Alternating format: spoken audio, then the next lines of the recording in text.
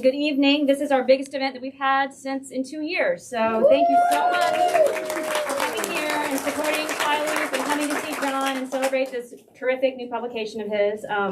And I just want to thank my colleague Morella Briswell, who coordinated everything so well tonight. My name is Maggie. I'm the Marketing and Events Manager here. And so we're here tonight to talk about the KAIJU Preservation Society. Yes. So we're going to close at 7 tonight. So I asked that John's going to talk, and I passed out note cards to take questions from you all. I'm going to take those again from you. He's going to pick some out that are particularly pertinent that he wants to answer, that sort of thing. So if anyone did not get a card or wants to write something down, raise your hand and I can get one to you. So we have 2 cards here, Marilla, if you want to get some to them. We're also recording our event tonight for our YouTube channel. So if you have friends or want to watch it again, if you want to recommend it to anyone, you can do so and catch that online in the coming days. So for now, I would like to welcome John. John Scalzi is one of the most popular science fiction authors of his generation. His debut, Old Man's War, won him the John W. Campbell Award for Best New Writer. His New York Times bestsellers include The Last Colony, Fuzzy Nation, Red Shirts, which won the 2013 Hugo Award for Best Novel, and 2020's The Last Emberox. Material from his blog, whatever.scalzi.com, has earned him 2 other Hugo Awards. Scalzi also serves as critic at large for the LA Times. He lives in Ohio with his wife and daughter. So thank you so much, John, for coming, and thank you for coming to see John. So take it away. All right. First of all, you can all hear me on the microphone? Okay, and the mask doesn't, you're okay with the mask? Because we're all inside. And I've just been on a cruise, so I am probably the vector of infection. Although, actually, I went on the Joko cruise, and it was actually, everybody on that was vaxxed and boosted. Everybody had to be tested 48 hours before the cruise, the day of the cruise. And if you were a performer, which I was, you also, the day you arrived, they were like, welcome to Florida, swab your nose. And I got to tell you this, the thing that I've learned is that I've been really super hard on my nose when I'm swabbing because, it feels like you should not, it wouldn't work unless you actually can feel it tickling your brain. But when we were there and they were swabbing us for the cruise, like the professionals were swabbing us for the cruise, it was the most gentle swipe you ever felt, and I was so angry. I've been jabbing my own brain for nothing. But we had something like 1,600 people on the cruise. None of them were stopped at the actual, at the cruise. Everybody made it onto the boat, and everybody made it off to the boat, and it's been like 4 days now. And yeah, I'm fine. So still going to keep this on. This is my first tour event in 3 years, since like 2019. Mm-hmm. And it's so good to actually see humans again. I'm going to tell you a story, and the story is how I found out that my last tour was canceled. And to do that, I actually have to go back onto the Joko Cruise boat, right? Because I was on the boat on March 11th of 2020, right? And when I'm on the boat, I don't watch news. And I don't do any of that stuff, because if you do that stuff, it will ruin your vacation. So why would you want to do that? It was just an absolutely horrible thing. So we knew when we left, right? They were like, things seem to be ramping up. This might not be a good thing. Who knows what's going to happen now? But then I forgot about it for several days until March 11th, when people who were on the cruise started running up to me and going, have you heard about Tom? Have you heard about Tom? Have you heard about Tom? And I'm like, who's Tom? Why do I need to know about him? Turns out Tom is Tom Hanks, right? He and his wife Rita had contracted COVID, right? And they were the first celebrities to actually contract COVID. And the reason that they were telling me was not because they were devotees of Tom Hanks, but because I actually had lunch with Tom Hanks, like 2 weeks prior.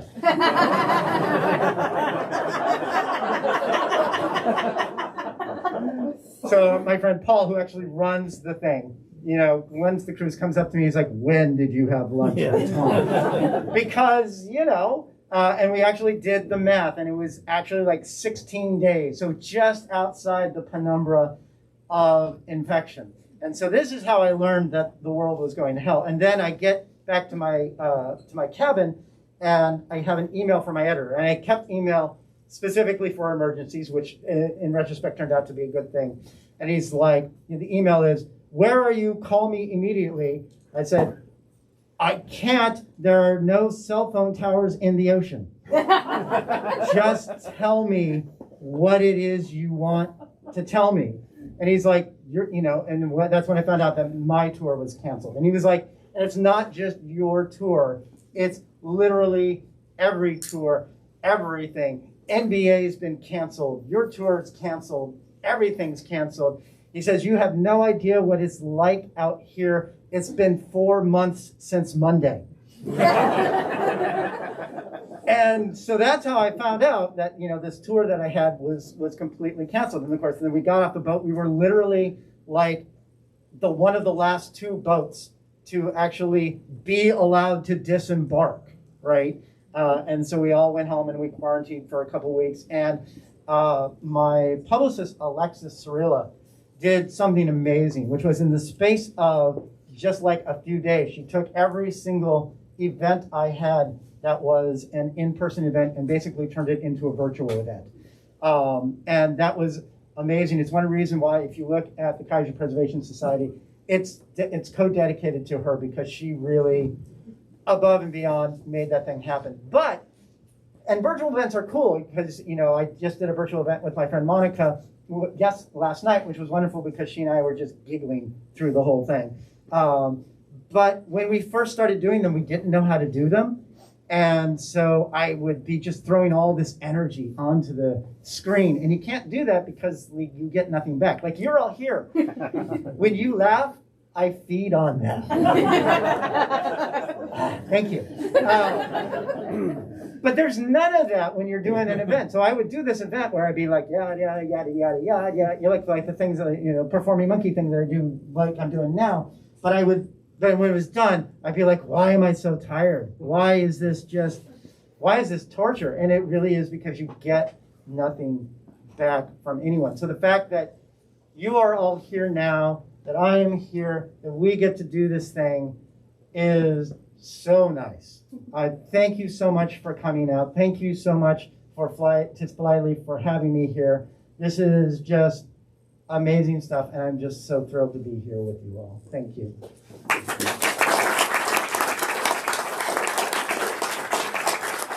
Now, I do know that we actually are on a timeline here, so I'm going to do a couple of readings, and then I'm going to go straight to the questions, because I don't know if you've seen me do this thing before, but I am very discursive on the questions like, how are you? Well, that's a 14-part answer, so we'll go on. So I'm going to read you a couple of things. First thing I'm going to read is actually, I am going to read from the KAIJU Preservation Society. I know, right? All right, well, I'm done. Yeah, exactly.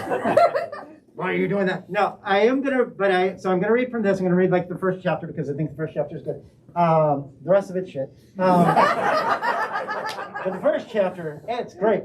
And then I'm going to read you a short story that I actually wrote while I was on the boat. Some of you who were on, who was on the boat here? Because there's a couple of people who were on the boat. May have heard it already, so try to act surprised when it happens.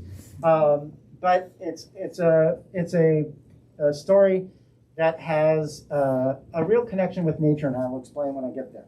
But before I get to that, and then I will, like I said, open up to questions, or depending on how much time I actually have, a third reading. But so to begin, KAIJU Preservation Society. I think some of you may know this already, but I didn't intend to write this book. This is an accidental book. In 2020, I was writing a completely different book. It was a dark and gritty political thriller that was cynical and bitter. Right? In 2020, right? So that worked great. And so I was like literally trying to write this thing, and the sentences were good, the paragraphs were fine, the chapters were all right, and none of it hung together.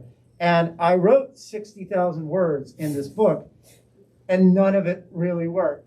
And I just kept not getting it done. And then at the end of the 2020, they tell me I didn't have COVID, but I do know that November and December, I couldn't think at all beyond I like cheese, right?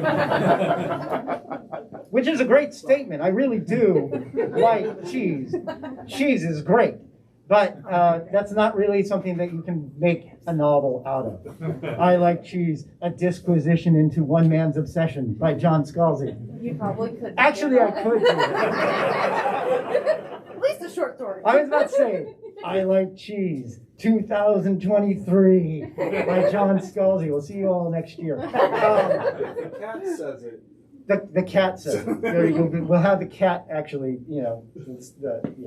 So what happens though, I ended up having to not write that book.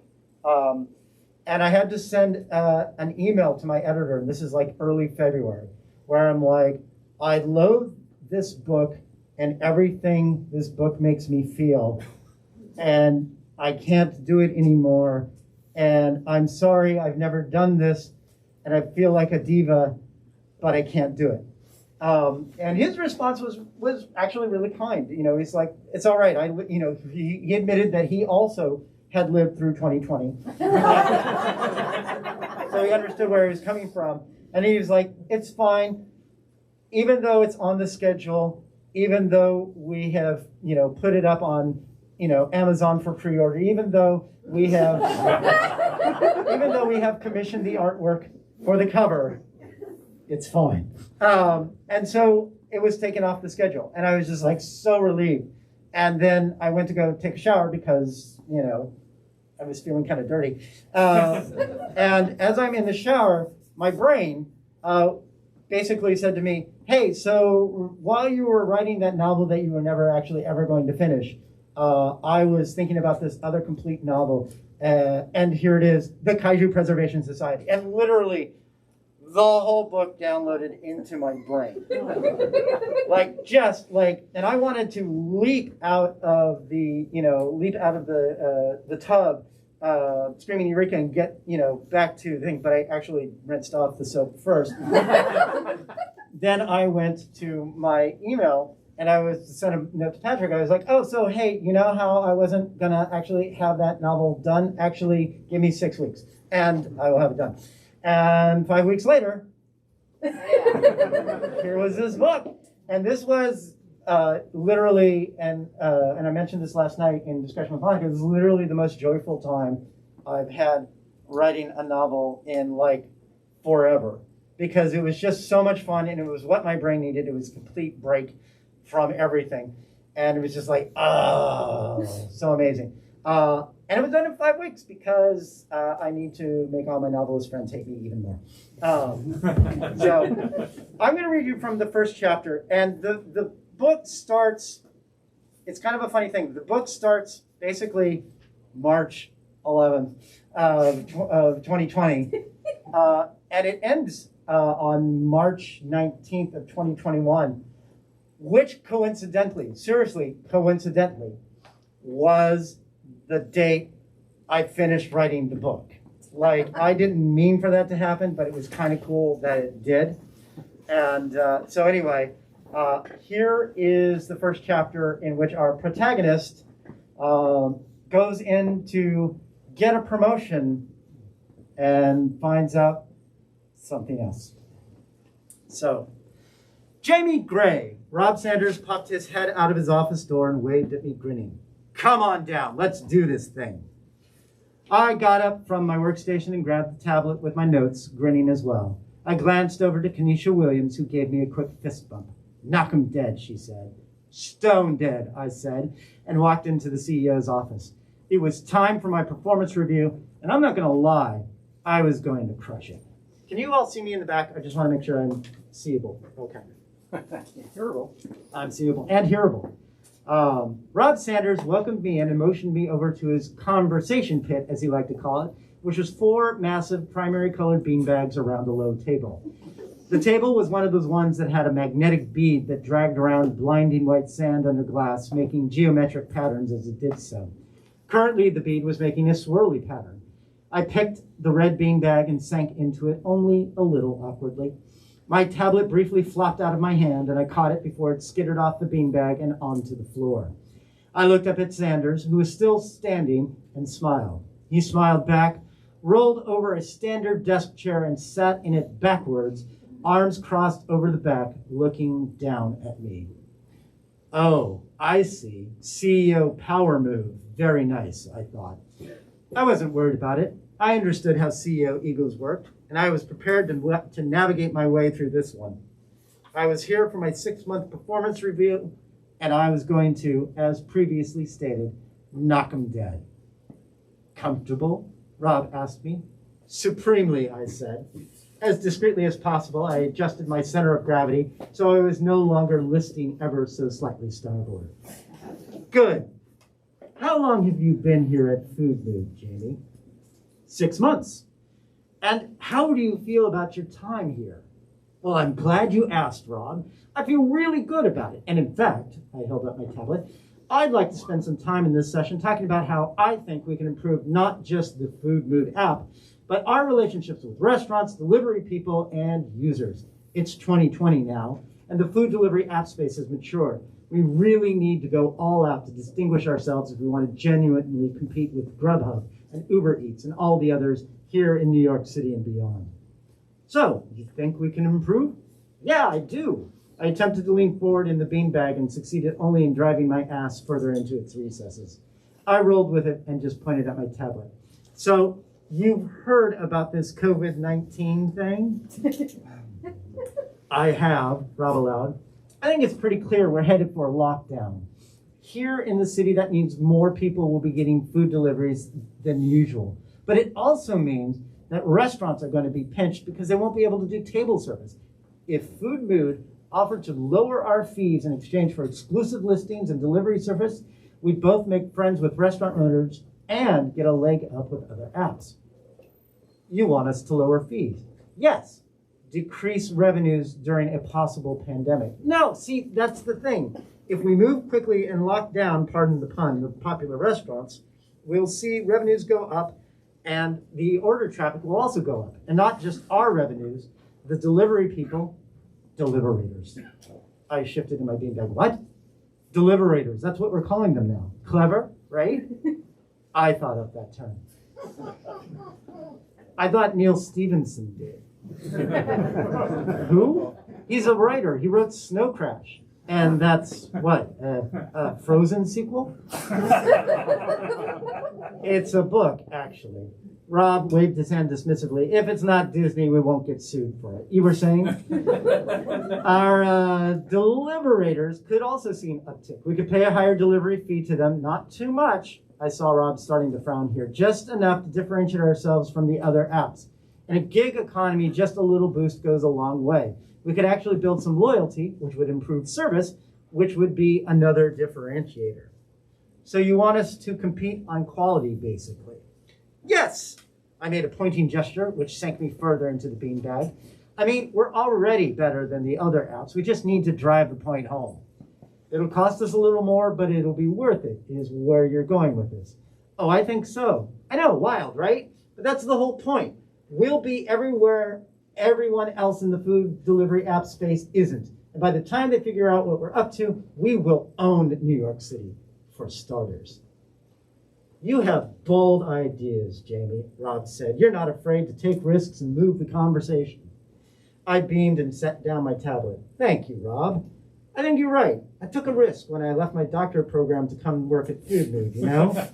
My friends at the University of Chicago thought I was nuts to pack up and move out to New York to work for a startup. But it just felt right. I think I'm really making a difference in how people order food. Well, I'm glad to hear you say that, because the reason we're here is to talk about your future with Food Mood. Where best to place you so you can utilize that passion you so clearly feel. Well, I'm glad to hear you say that, Rob. I tried to move forward again in the beanbag, failed, and decided to risk a small push-up. It realigned the beanbag so I was in a slightly less compacted position, but my tablet slid into the well my body had created. I was now sitting on my tablet. I decided to ignore it. Tell me how I can serve the company. Deliberationing. I blinked. What? Deliberationing, Rob repeated. That's what our deliberators do. They deliberate. So, deliberationing. Is that manifestly different from delivery? Well, no, but we can't trademark the word delivery. I changed the subject. So you want me to head up Food Mood's deliberationing strategies? Rob shook his head. I think that's too limiting for you, don't you think? I don't understand. What I'm saying, Jamie, is that Food Mood needs someone like you on the ground, in the trenches, giving us intel from the streets. He waved out the window. Real, gritty, unvarnished, as only you can. I took a minute to let this sink in. You want me to be a Food Mood delivery person. Deliberator! That's not actually a position in the company. That doesn't mean it's not important to the company, Jamie. I tried to adjust again, failed again. Wait, well, what's going on here, Rob? What do you mean? I thought this was my 6-month performance review. Well, in a way it is. But you're telling me you want me to be a deliberator, whatever the fuck you want to call it. It's not actually a position with the company. You're laying me off. I'm not laying you off, Rob assured me. Then what are you doing? I am presenting you with an exciting opportunity to enrich the Food Mood work experience in an entirely different way. A way that doesn't pay me benefits or give me health insurance or a salary. Rob tutted at this. You know that's not true. Food Mood has a reciprocal agreement with Dwayne Reed that gets our deliverers up to 10% off selected health products. Yeah, all right, we're done, I said. I hefted myself up out of the beanbag, slipped, and fell back on my tablet, cracking the screen in the process. Perfect. Don't worry about that, Rob said, pointing to the tablet as I finally hauled myself out of my seat. It's company property. You can just leave it when you go. I flung the tablet over to Rob, who grabbed it.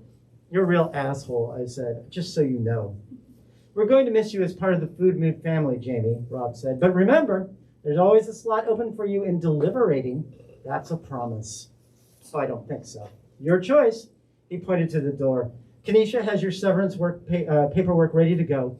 If you're still here in 15 minutes, building security will help you find the door. He got up out of his chair, walked to his desk, dropped the tablet into the trash can, and pulled out his phone to make a call. You knew, I said accusingly to Kenesha as I walked up to her. You knew, and you wished me luck anyway. Sorry, she said. Put up your fist. She did, confused. I punched it lightly. There, I said. I'm taking back that previous solidarity fist bump. Fair, she said, and handed me my severance paperwork. I was told to tell you that a Deliberator account had been opened in your name. She said Deliberator like it hurt her to say it. You know, just in case. I think I would rather die. Don't be too hasty, Jamie, Kenesha warned. That shutdown is coming. And our Dwayne Reed discount is now up to 15%. So while I'm talking, every time I talk, it comes down, and I feel like I feel like my pants are falling down. Spare us the crack. Right? Oh, yeah, yes, exactly. Right, exactly. It's like no. I'm flashing you all. He showed us nostrils. It's terrible. So that was my day, I said to my roommate, Brent. We were in the pathetically small 4th floor walk-up on Henry Street that I shared with Brent's boyfriend, Laertes, and a convenient stranger named Reba, who we almost never saw, and if she didn't leave long strands of hair in the showers, on the shower wall on the daily, might not believe actually existed. That is rough, Brent said. Firebomb the place, Laertes said from the room he and Brent shared, where he was playing a video game. No one's firebombing anything, Brent yelled back to Laertes. Yet, Laertes replied. You can't firebomb your way out of every problem, Brent said. You can't, Laertes called back. Don't firebomb the place, Brent said to me, his voice lowered so Laertes wouldn't hear. I'm not going to, I promise, but it's tempting. So you're looking for something else now? I am, but it's not looking great. I said, all of New York is in a state of emergency. Everything's closing up. No one's hiring for anything, and what jobs are there won't pay for this. I motioned to our crappy fourth floor walk-up. I mean, the good news, if you want to call it that, is that my severance payment from Food Mood will pay my share of the rent here for a few months. I might starve, but I won't be homeless until at least August. Brent looked uncomfortable at that. What? I said. He reached over to the pile of mail on the kitchen table we were sitting at and picked up a plain envelope. I assume you didn't see this then. I took the note and opened it. Inside were 10 $100 bills and a note which read in its entirety, "Fuck this plague town, I am out. Reba." I looked over to where Reba's room was. She's gone? To the extent she was ever here, yes. She's a ghost with an ATM card, Laertes yelled from the other room. Well, this is great, I said. At least she left her last month's rent. I dropped the envelope, the note, and the money on the table and put my head in my hands. This is what I get for not putting any of the rest of you on the lease. Don't you two leave, okay? So, Brent said, about that. I glanced at him through my fingers. No. Look, Jake, no. Brent held up and said, look, here's the thing. No, I whined and dropped my head on the table, thunking it nice and hard as I did so. Drama won't help, Laertes said from the bedroom. You want to firebomb everything, I yelled back at him. That's not drama, that's revolution, was his response. I looked back over at Brent. Please tell me you're not abandoning me, I said. We work in the theater, Brent said. It's like you said, everything's shutting down. I don't have any savings, and you know Laertes doesn't either. I am hilariously broke, Laertes confirmed. Brent winced at that, then continued. If things get bad, and they're going to get bad, we can't afford to stay. Where will you go? I asked. As far as I knew, Brent had no family to speak of. We can stay with Laertes' parents in Boulder. My old room is just the way I left it, Laertes said, until I firebomb it. No firebombing, Brent said, but his heart wasn't in it. Laertes' parents were the sort of outwardly very nice people who wouldn't miss an opportunity to call Laertes by his dead name, and that shit will wear you down over time. You're staying, I said. We're staying for now, yes, Brent agreed, but if we run out, you're staying, I said more firmly. Jamie, I can't ask you to do that, Brent said. I can, Laertes said from his bedroom. Fuck Boulder! It's settled then. I got up from the table. Jamie, we'll make it work. I smiled at Brent and went to my room, which was the size of a postage stamp, but at least it was drafty and the floor creaked. I sat on my shitty twin bed, sighed, then lay down and stared up at the ceiling for a good hour. Then I sighed, sat up, and pulled out my phone. I turned it on. The Food Mood app was waiting for me on the screen. I sighed a third time and opened it. As promised, my Deliberator account was signed in and ready to go. So there you go.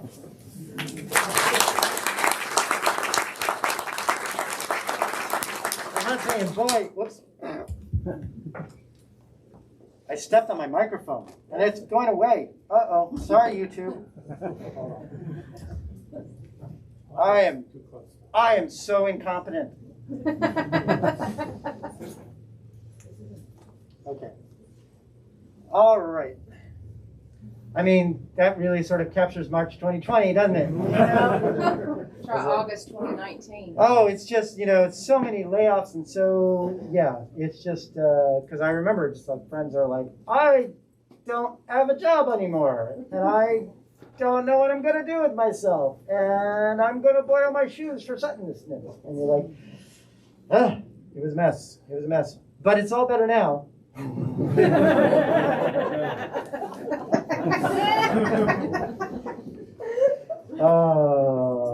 Yes. All right, so the next thing I'm going to read for you, because it's 6:29, is it's a short story that's brand new. You are literally the second crowd to hear it. And there's a little bit of a story behind this, which is I have a friend who works for the National Park Service. Her name is Sharon Stitler. She's perhaps better known as Bird Chick.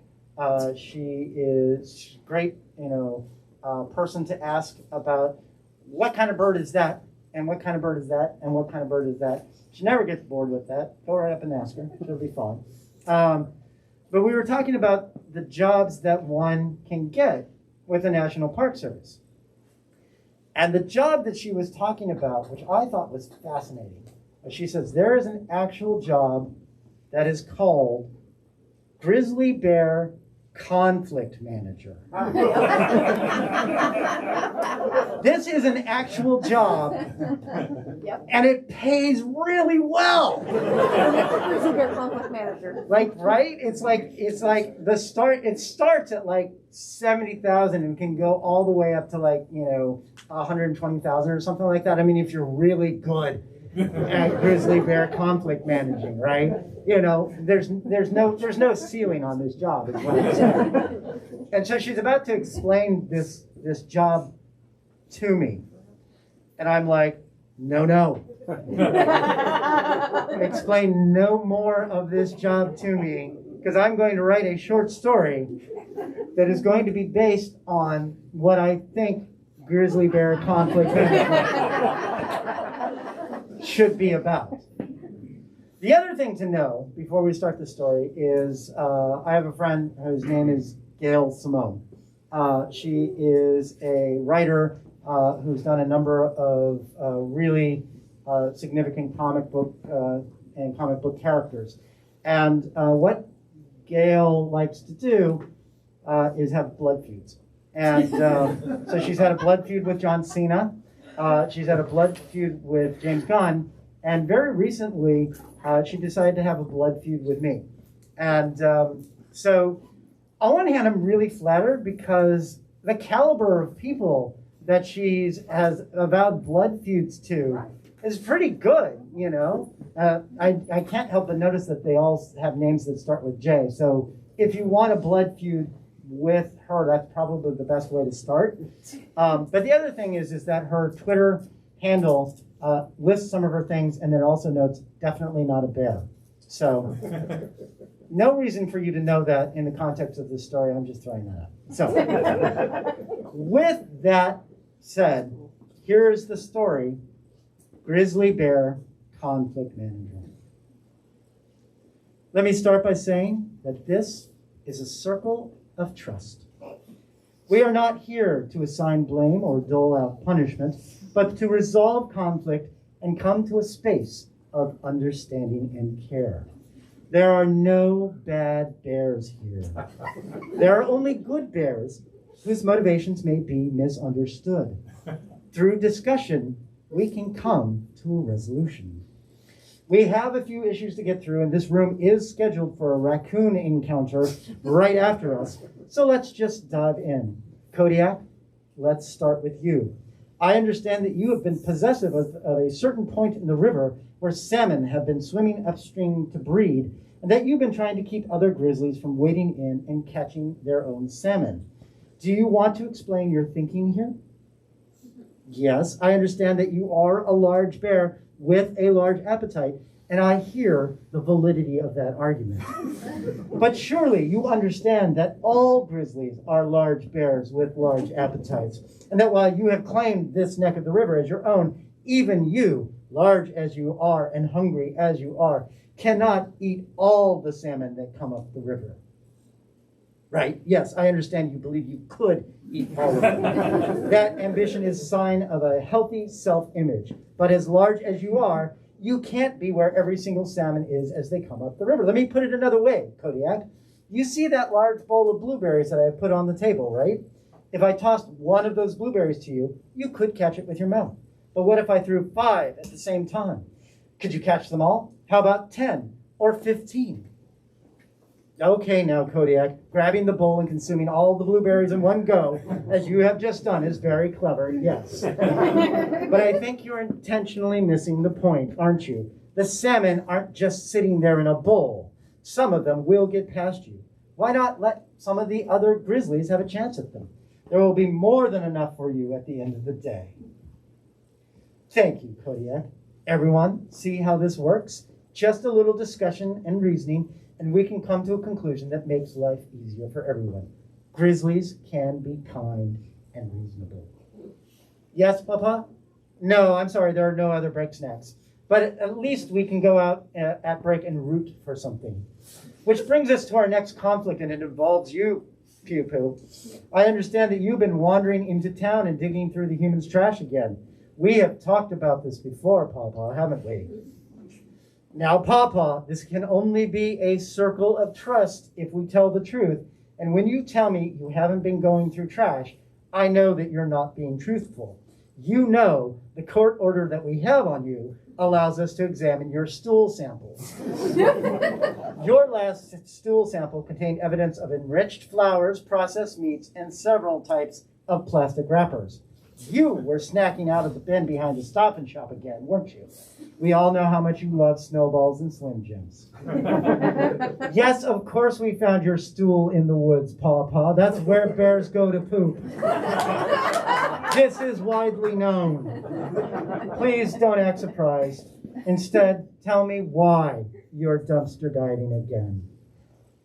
While I find your newfound commitment to the environment admirable and indeed heartening, Pawpaw, I have to inform you that your ingesting all that human trash does not, in fact, constitute an accelerated composting project. If you sincerely want to start composting, I can see about getting you an actual composting drum, which I want to be very clear, since I see you perking up about this, you will not be able to eat out of either. Yeah, I see. There goes your enthusiasm. That's what I thought. Pawpaw, let me tell you what I'm going to do. I'm going to team you up with Kodiak, and you can go with him to his bend of the river, and the two of you can eat all the salmon you can catch. It's much healthier for you, and Kodiak will learn the value of sharing. See? Everyone wins here. Yes, except for the salmon. Very true, Kodiak. But this is not the salmon conflict resolution session, is it? That's next Tuesday. My colleague, Ranger Adams, handles that. Moving away from salmon, Scruffy, it's my understanding that you've been photobombing the tourists, sneaking up on them while they are taking selfies and family portraits. Would you like to explain your rationale for doing this? While I certainly understand that it's important to maintain a presence on social media in order to be an influencer, what I want to ask you at this juncture is, what does being an influencer mean to a grizzly? Who are you trying to influence, and why? And more importantly, how are these goals achieved by sneaking up on teenagers and families and sending them screaming into the distance? Yes, I understand that's your thing. But Scruffy, I want you to understand that terrorizing tourists is not the same sort of thing as being a food YouTuber or a true crime podcaster. No one's worried that a food YouTuber is going to maul them and eat their face. No, Scruffy, I recognize that you almost never eat faces anymore. And I appreciate your restraint. But you need to realize that, one, almost never is not as reassuring a qualification as you might expect. And two, these tourists don't know that you've cut back your face eating considerably. You don't wear a t-shirt that says hardly any face eating anymore. And even if you did, I'm not sure how much that would help. They might think you have, or you're wearing it ironically.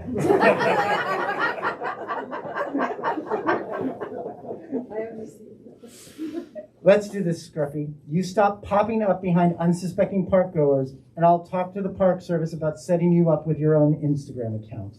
And in the meantime, if you have to get a social media fix, there's that trail camera that's attached to the internet. Drop by it and do a funky bear dance. The kids love it. It will go viral, I promise. Okay? Okay, good. Finally, and honestly, I cannot believe we're back here again. Gail. Gail. Again with the blood feuds. You've been asked to lower the number of blood feuds that you have with others. And not only have you not done that, you have actually increased the number. Oh, don't give me that look, Gail. Okay, everyone, a show of pause here. How many of you are currently under a threat of blood feud by Gail? Don't be afraid. This is a safe space. Gail can't hurt you here. Do you see, Gail? Everyone has their paws up. And beyond this, I'm told that you've expanded your blood feud to include actors, artists, politicians, even obscure science fiction writers. Where does it end, Gail? How much blood feuding is enough? Isn't it time to call off some of these quote-unquote blood feuds? What? Lymph feud. You want to change some of your blood feuds to lymph feuds. No, Gail, no. Stop. Gail, listen to me. Changing what you call the feud doesn't really solve the problem. Blood feud, lymph feud, spinal fluid feud. The common denominator here is the word feud, isn't it? It doesn't matter if the fluid in question goes through the heart or the spleen or the spine. Stabbing someone through any of them is still going to hurt. Right, Scruffy? Yes, I suppose people can live without their spleens, and thus a lymph feud might be marginally less severe than a blood feud. But that is really missing the point. The point is not to develop a taxonomy of feuds based on bodily fluids. The point is to reduce the number of feuds altogether. Gail, when will you see that the conflict you seek in the world has actually just been inside of you all along? That the person who you most need to resolve a blood feud with is not Kodiak or Pawpaw or Scruffy, but with yourself. Yes. Good. Thank you, Gail. The promise to reduce the number of blood feuds you have to just one is a very good step. I am less enthused that the person you've chosen to have that single blood feud with is me. But, well, baby steps, I guess. We've made some real progress here. And also, I have bear spray if you get out of line. All right, Grizzlies, let's have a 10-minute break. And when we come back, I want to talk about this turf war you have going on with the polar bears. Yes, I know about it. When you start throwing out gang signs on the Discovery Channel, it tends to get noticed. You better believe we're going to get into this, folks. All right, there you go.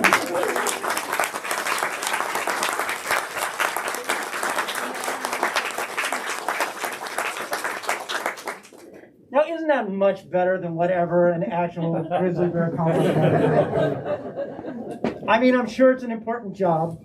I'm sure that, whatever it is, the person who does it is very talented, but this is the one I want to see on TV.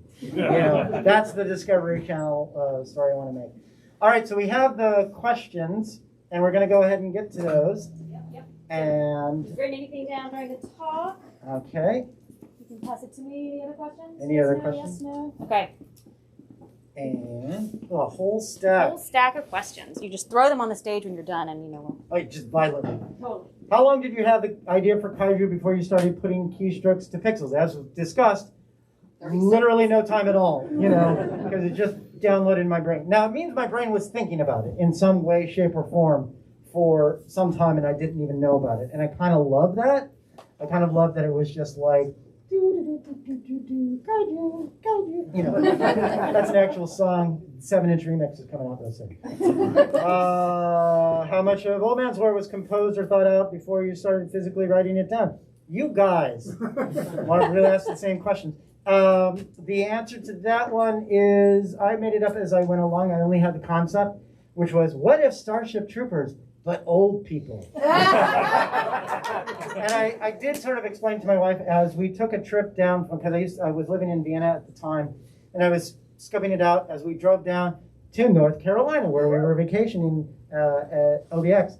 And she said, well, that sounds interesting. And then I also told it to some friends of mine, and one of my friends was like, no, that will never work. And I'm like, I'll show you. And to this day, every time I see him, I'm like,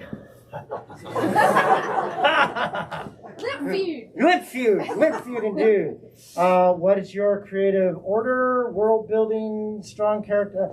I just sit down and make it up as I go along. Sometimes it is world building first, sometimes it's characters first.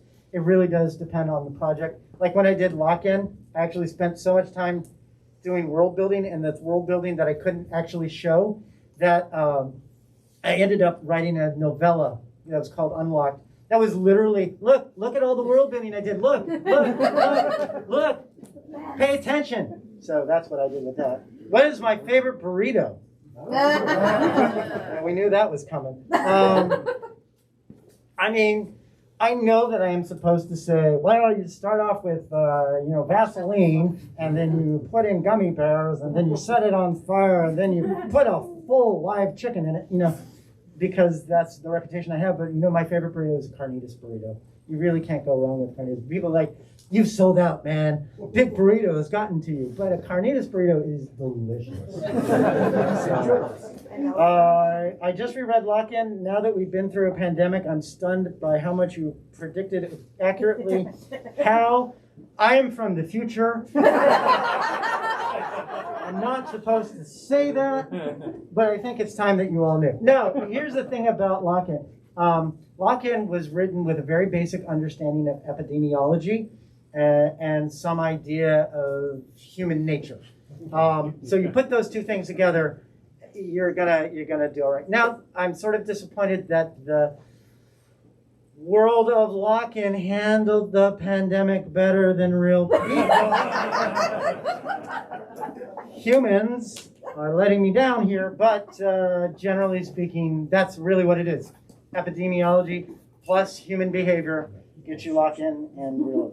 What is my kaiju persona, powers, and wings? Is it powers? Is it wings? My kaiju is a 150-foot monster made completely out of sarcasm. And I don't think that really is a surprise to you. What weird pandemic hobbies did you take up? Well, you have seen my burritos. I didn't take up a weird hobby per se. What I did do is I started building a music studio in my basement, which did lead me to buy The Beast. And for those of you who don't know what The Beast is, I mean, you can just type Scalzi the Beast into Google and it will show you, but I will tell you it is a 6-necked guitar that has a 12-string guitar, a 6-string guitar, a 5-string bass, a 4-string bass. Oh yeah, that's right, it's in the back of your books. Take a look at it. A 7-string guitar for heavy metal and a baritone guitar. And I bought it, it's the, right, exactly. Whoever said, oh my God, that's... I would just want you all to know that on a per neck basis, it was very affordable. So I actually went hog wild because I was like, it's the pandemic. I'm gonna like learn how to play a whole bunch of music. So the Beast is artwork. It's meant to be artwork. But I did buy a whole bunch of guitars, bought a bass.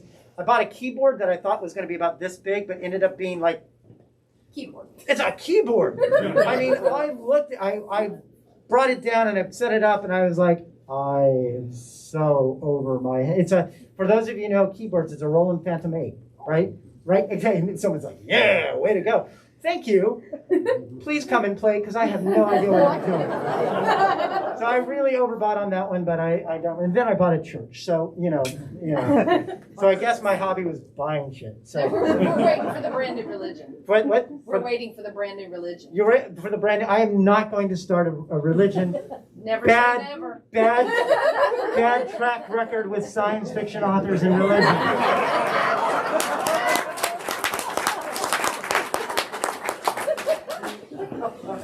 But if I were...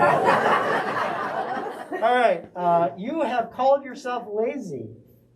Your output suggests the opposite. Why do you call yourself lazy? And if you are lazy, what hope is there for the rest of us?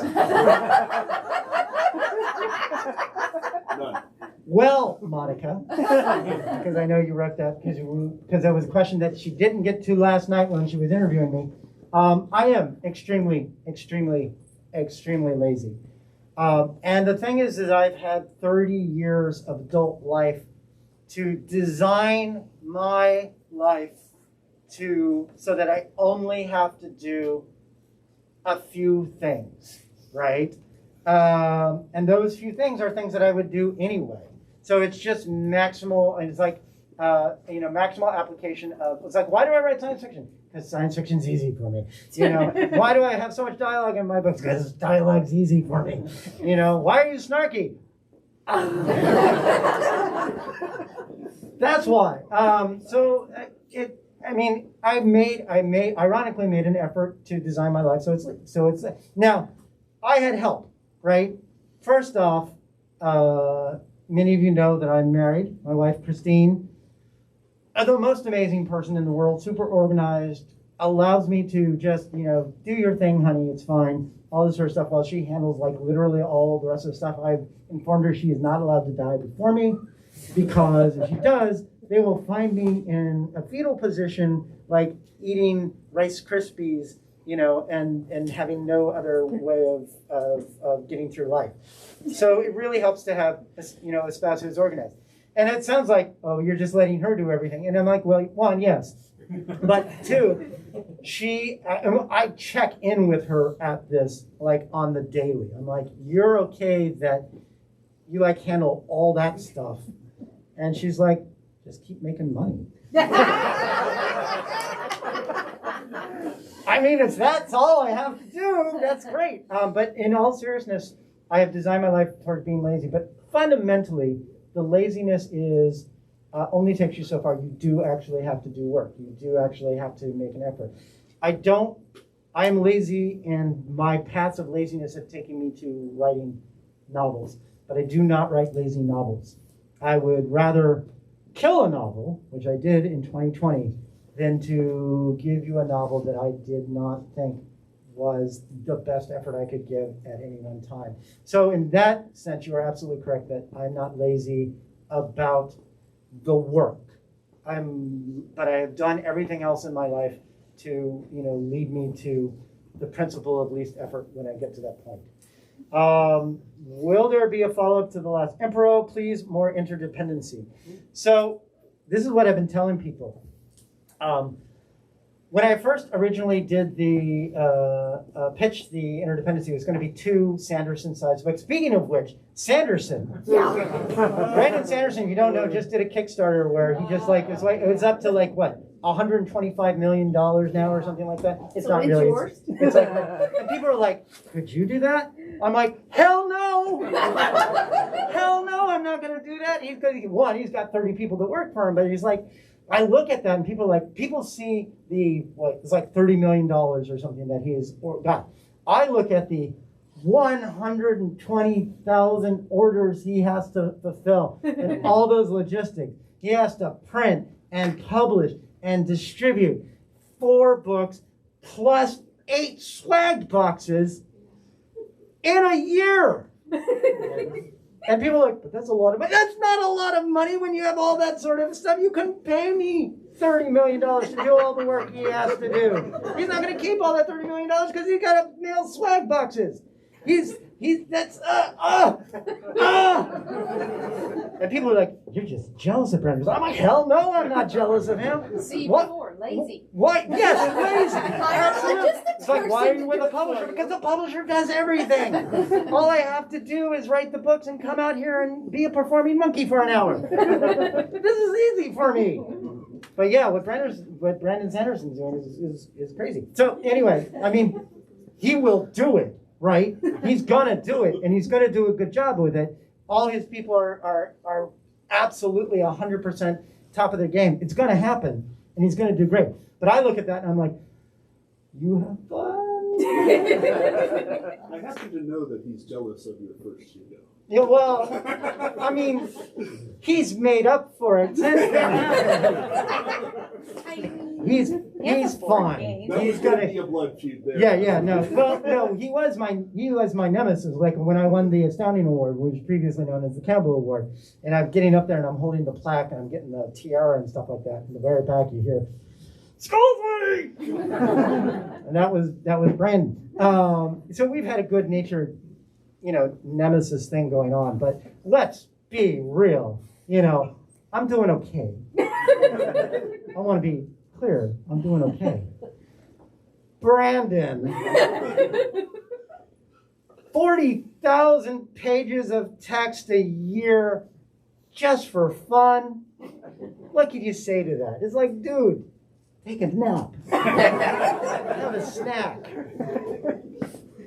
Go skiing. But no, he's doing exactly what he wants to do, and more power to him. I'm genuinely super proud of him, and so happy that his Kickstarter is kicking ass. But to get back to this, so originally I was going to have two interdependency books that were going to be Sanderson size, big thick books, and the first one was going to chronicle the fall, which as it turned out to be, it's a trilogy, and then after that was going to be another book that was going to be 5,000 years later or something like that. And I haven't, so technically there's a whole other story that I could be telling in that universe. And then people are like, are you gonna write that story? And I'm like, it's not in the contract. I have 7 more books to go, and none of them are that. But if KAIJU takes off and you all buy like 7 copies and it's a runaway hit, I can go back to Tor and be like, so maybe we should expand that contract by, I don't know, another 10 books, maybe another interdependency trilogy in there. I don't know. Maybe think about it. I don't know. I'm just throwing this out. So all I'm saying is, buy 17 copies. Buy them for your friends. Buy them for your enemies. That will confuse your enemies. Boy, will it confuse your enemies. Why are you sending me Scalzi? How do you know he's my nemesis? What would you like to launch into space? I've got a list. Honestly, I don't know what I would want to launch into space. I don't really want to go into space. I mean, it would be fun, but but it's not really a top priority for me. So I don't know that I would want to launch me into space. I don't know. I will have to think about this. I don't know who I would want to launch into space, into the sun. No, not Brandon, because he's got too much work to do. Using your optimistic sci-fi point of view, how can society get back to a place where we aren't so divided on everything? Easy question. That's the hard question. Easy question. What's your favorite dad joke? I can tell you my favorite dad joke, and then I'll talk about the other one. My favorite dad joke is actually really long. There's a racehorse, and the racehorse has been phenomenally successful, and has been, but has decided, maybe it's time to hang up the hooves, so to speak. And so she brings together all the farm animals to discuss whether or not she should quit. The cow speaks first, and so the cow is like, look, you are at the top of your field. No one has done what you've done before. You're amazing. You're finished now. All the glory is yours. There's no reason to just keep on, quit while you still have the rest of your life to be thinking about and no regrets. And she goes, okay, well, that's a good point. Then the chicken steps up, and the chicken says, respectfully, I don't think the cow is right about this. I think there's so much more that you could do. You could inspire so many other horses. You can inspire so many others to achieve the greatness that you achieved, and they're like, okay, that's great. And then the dog speaks up, and the dog is like, they both have really excellent points, but I'm kind of more toward the cow's point of view. I really do think that you've achieved everything that's possible for a horse to achieve, and you should be happy. Let you be you. Go ahead and retire. And the horse looks at the dog and says, well, a dog that can talk. I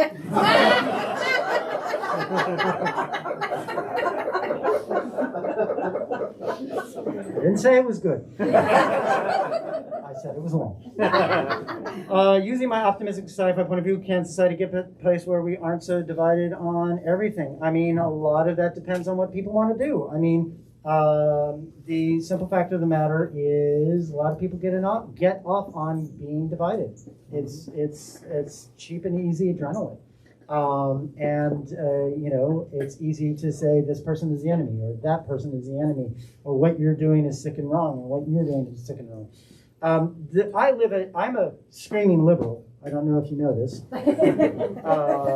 And I live in a town that is, or I live in a county that went 81% for Trump, right?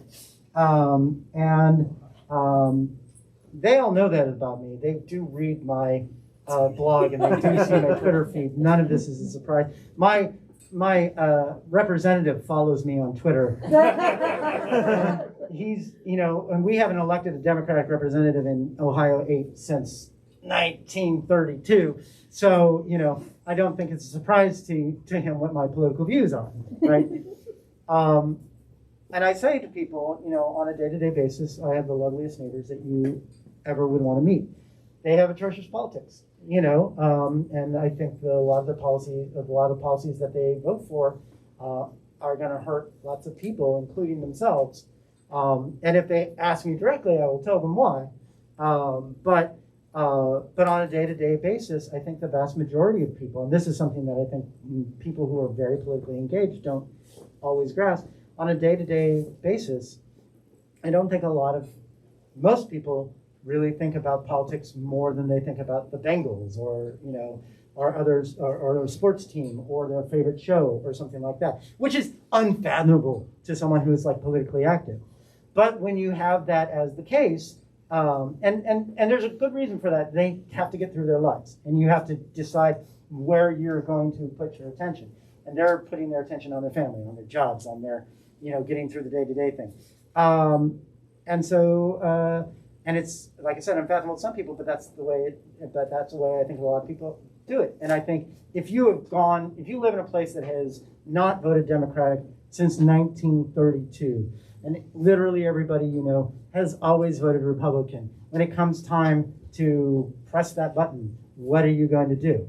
Now, if you go to a place that has always voted Democratic, and everybody votes Democratic, and that is the water you swim in, what are you going to do? And there will always be people who will be like, wait a minute, we need to read, we need to do all this sort of stuff, and I absolutely believe that and encourage it.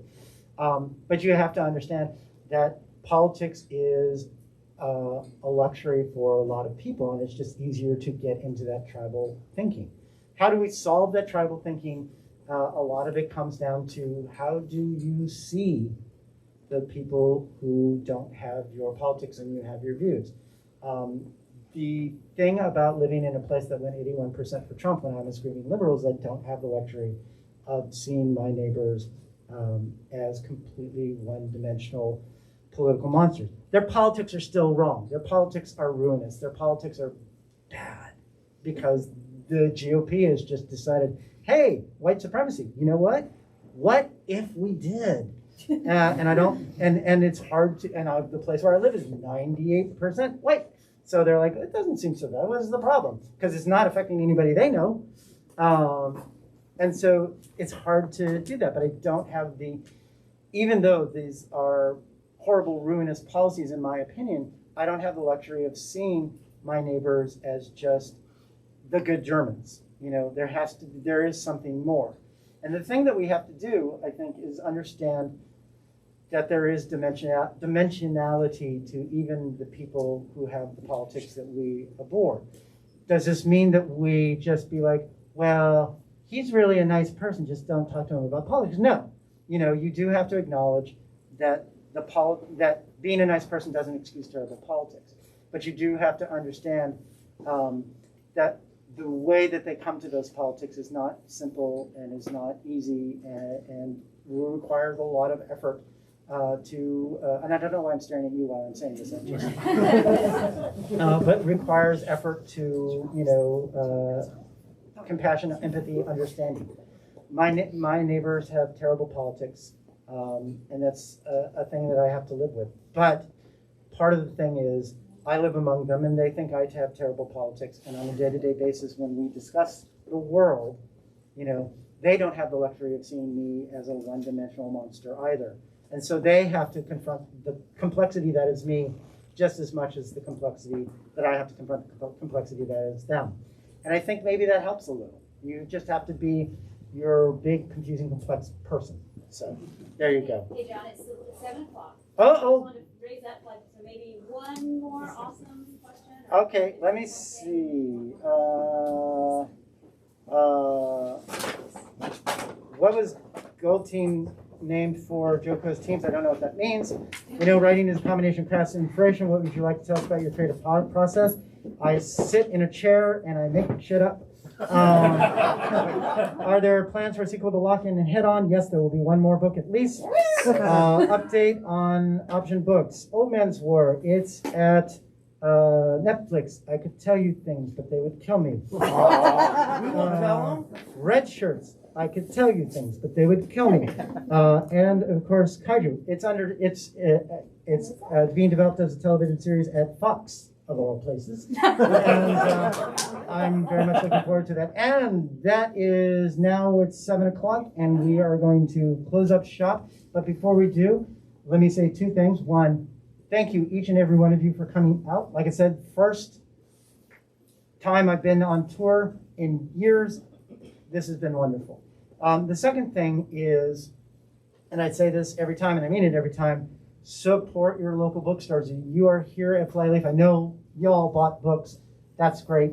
For the folks who are listening on the YouTubes and stuff like that, wherever you are, go to your local bookstores, buy those books. That money stays in the community, supports the people who live in the community, and it's really an important thing of making the city that you live in better, whether it's Flyleaf Books, J and Mary's, which is my local where I live, or anywhere that you are. Support local businesses, support local booksellers, support Flyleaf because they're awesome.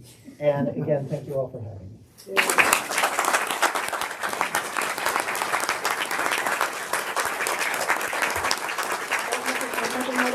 So you said everything I need to say. So thank you for coming.